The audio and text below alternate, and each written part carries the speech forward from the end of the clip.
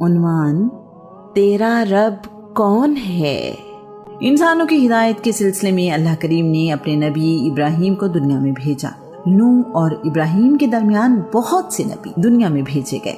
ابراہیم جنوبی عراق میں پیدا ہوئے۔ آپ عراق کے شہر اور میں رہا کرتے تھے۔ بعد کے زمانے میں آپ ہجرت کر کے فلسطین میں رہنے لگے۔ ابراہیم کے زمانے میں لوگ پتھر اور لکڑی کے بتوں کی پوجا کرتے تھے۔ لوگ اپنے خالق کو بھول چکے تھے۔ ان کے لیے ہر مقصد کا خدا الگ تھا۔ زندگی کا خدا الگ، موت کا خدا الگ، طاقت کا خدا الگ، بارش کا خدا الگ، رزق کا خدا الگ، سورج کا خدا علیحدہ اور چاند کا خدا علیحدہ تھا۔ ضرورتیں لاتعداد تھیں تو خدا بھی لاتعداد تھے۔ ابراہیم نے ان بتوں کی عبادت کرنے سے انکار کیا اور اس کائنات میں غور کرنے لگے۔ نمرود بابل کا بادشاہ تھا۔ نمرود کے معنی ہیں باغی۔ نمرود کو نمرود جسیم بھی کہا جاتا ہے۔ وہ اس لیے کہ نمرود قد و قامت میں لمبا اور بھاری بھرکم تھا۔ نمرود کا نام نمرود بن کوش بن سام بن نوح ہے۔ ایک روایت کے مطابق نمرود کا نام نمرود بن کنان بن کوش بن سام بن نوح ہے۔ ایک روایت کے مطابق نمرود بادشاہ کو کہتے تھے، جبکہ اس کا نام زرہی بن تہمہ صفان ہے۔ یہ بہت ہی جابر اور ظالم بادشاہ تھا۔ بابل اس زمانے کا بہت اہم ملک تھا جس کا رقبہ 129 کلومیٹر تھا۔ اس زمانے کے اعتبار سے یہ بڑا رقبہ تھا۔ یہ شہر مربع شکل میں بنایا گیا تھا۔ نمرود نے اپنے شہر کے گرد فصیل بنوائی ہوئی تھی۔ اس فصیل سے پہلے ایک خندق تھی جسے پانی کے ساتھ بھر دیا گیا تھا۔ اس فصیل پر ہر وقت فوجی پہرا دیتے تھے۔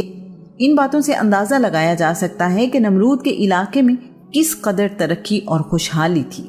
نمرود خود بھی مشرک تھا اور اس کی قوم بھی۔ نمرود خدائی کا دعوے دار تھا۔ نمرود کی رعایا اس کی بھی عبادت کرتی تھی۔ اللہ کے نبی ابراہیم نے دیکھا کہ تمام لوگ ہی بتوں کی عبادت کرتے ہیں تو سوچنے لگے، یہ بت جو نہ کسی کو فائدہ دے سکتے ہیں نہ ہی نقصان، پھر یہ خدا کیسے ہو سکتے ہیں؟ انہوں نے لوگوں سے کہا، میری قوم، تم لوگ جس کی عبادت کرتے ہو میں ان چیزوں سے بیزار ہوں۔ اپنی قوم میں اعلان کر دیا، بے شک میں نے اس ذات کی طرف رخ پھیر لیا ہے جس نے زمین اور آسمانوں کو پیدا کیا ہے۔ نمرود کا تمام وسائل پر قبضہ تھا۔ ان میں اناج، فصلیں، جانور سبھی شامل تھے۔ لوگوں کو اپنے ہاتھ سے خوراک دے کر اپنی انا کی تسکین کرتا تھا۔ جب لوگ اس کے پاس جاتے تو پہلے ان سے اپنے خدا ہونے کا اعتراف کرواتا، پھر خوراک دیتا۔ یہ سلسلہ سال ہا سال سے ایسے ہی چل رہا تھا۔ ایک دن لوگ اپنا رزق لینے کے لیے کتار بنائے ہوئے نمرود کے سامنے حاضر تھے۔ ان میں ایک نوجوان ابراہیم بھی تھا۔ لوگ نمرود کے پاس آتے تو وہ پوچھتا، تمہارا رب کون ہے؟ وہ جواباً کہتے، تم ہمارے رب ہو۔ یہ سننے کے بعد نمرود ان پر مہربانی کرتے ہوئے انہیں روزی دیتا۔ ابراہیم کی باری آئی تو نمرود نے ان سے بھی پوچھا، تمہارا رب کون ہے؟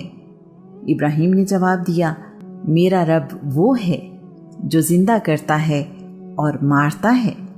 نمرود نے کہا، یہ تو میری طاقت ہے، میں جسے چاہوں زندہ چھوڑ دیتا ہوں، جسے چاہوں اسے موت کی نیند سلا دیتا ہوں۔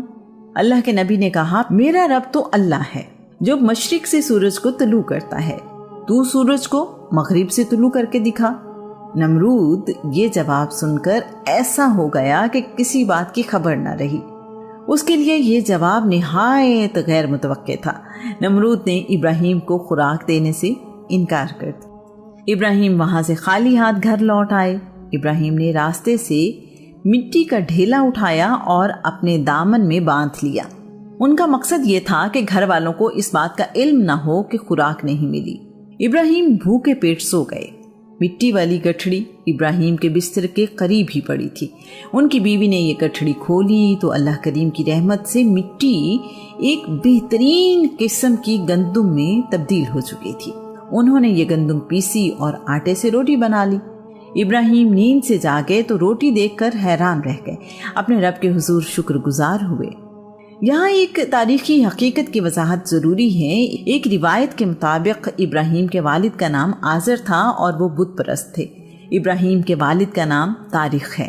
انجیل اور تورات بھی تاریخ کو ہی ابراہیم کا والد بتاتی ہیں۔ آزر آپ کے چچا کا نام ہے۔ عرب اپنے چچا کو بھی ابو کہہ دیتے ہیں۔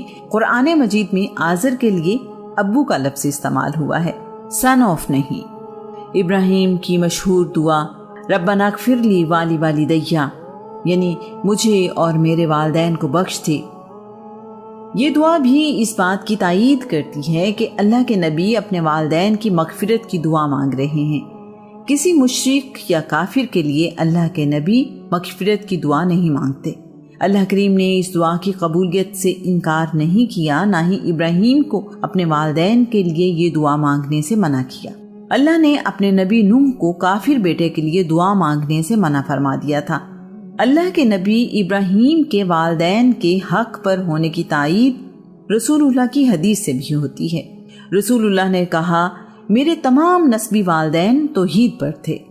رسول اللہ نے یہ بھی بتایا کہ میرے باپ دادا زمانہ جاہلیت کی کسی بری چیز کے نزدیک بھی نہیں گئے۔ قرآن پاک میں ارشاد ہوتا ہے، اور یاد کرو جب آپ کے رب نے فرشتوں سے فرمایا، میں زمین میں اپنا نائب بنانے والا ہوں۔ وہ بولے، کیا آپ اسے نائب بنائیں گے جو فساد پھیلائے گا اور خون ریزی کرے گا؟ حالانکہ ہم آپ ہی کی حمد کرنے کے لیے تسبیح پڑھتے اور پاکیزگی بیان کرتے ہیں۔ اللہ کریم نے فرمایا، مجھے وہ کچھ معلوم ہے جو تم نہیں جانتے۔